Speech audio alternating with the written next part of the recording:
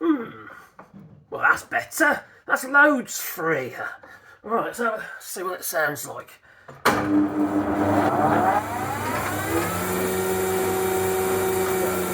that's better than all. There it is. Now that is the chain drive for the two drive rollers that pull the wood through the machine. Now, obviously, they're pretty darn important. Without them, you wouldn't be able to pull the wood through the machine. You'd have to push that bloody, video. Now, the machine itself was starting to make some, like, clunky noise. Clunk, clunk, clunk.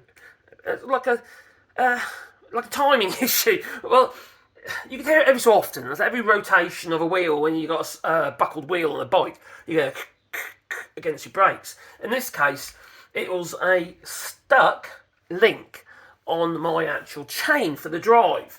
So what I did was, first of all, I cleaned it all out, in a sense, because this was all full of chippings from the actual plane itself.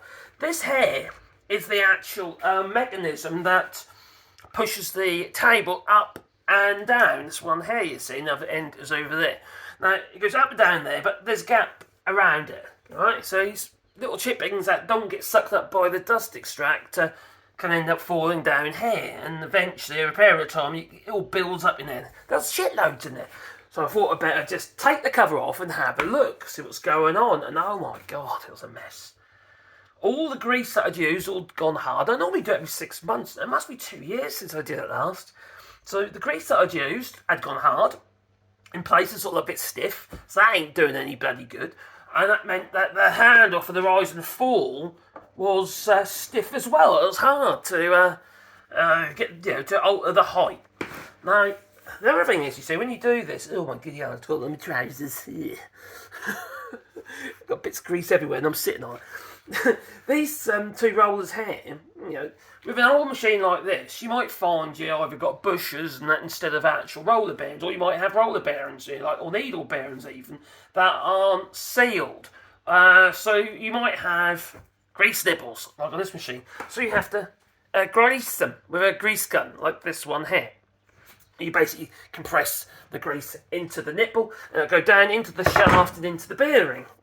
Now, there'll be a couple on the other side as well, most likely. Now, this drive mechanism, because of the chain, if they hook up, especially on this smaller cog. What I found was one of those links was like it wasn't free, so it was like stiff going around there, and it had like a little buckle in it, and that was what's making the noise. And I'm glad I did take it off, even though it was only a little noise and what have you, because everything was like gummed up in there. So what I done was, I mixed up a little bit of engine oil and white spirit, splashed a load of that about first. Well, not first, actually, I used the airline first, and blew all the crap out of the way, all over myself, as I can see. And to give me a fresh start. And then what I had is a brush like this one. I'll let you go in there and clean out all the old grime from the threads and stuff, the old grease that was on there.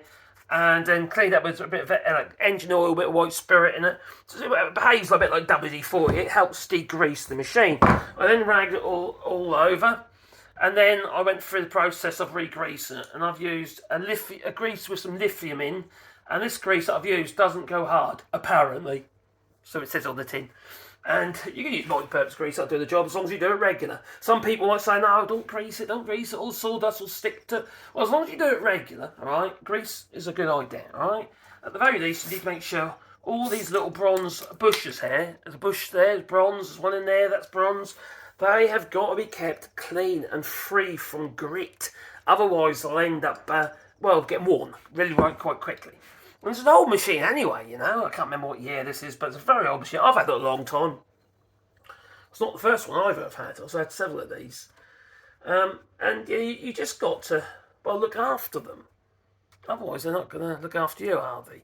Now, as you can see here, this machine is built.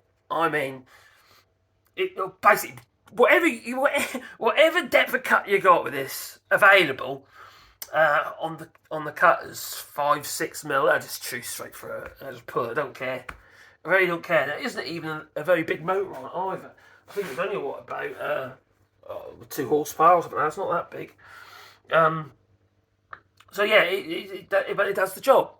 So make sure, right, take the cover off to expose. And if you've got one of them bench top ones, you might have to remove a little cover around where the rise and fall is on both sides, and check all your chain drives. Now, also on your rise and fall, because on the little desktop type bench planers, the bench top type little box planers, like the little DeWalt 735s, is it?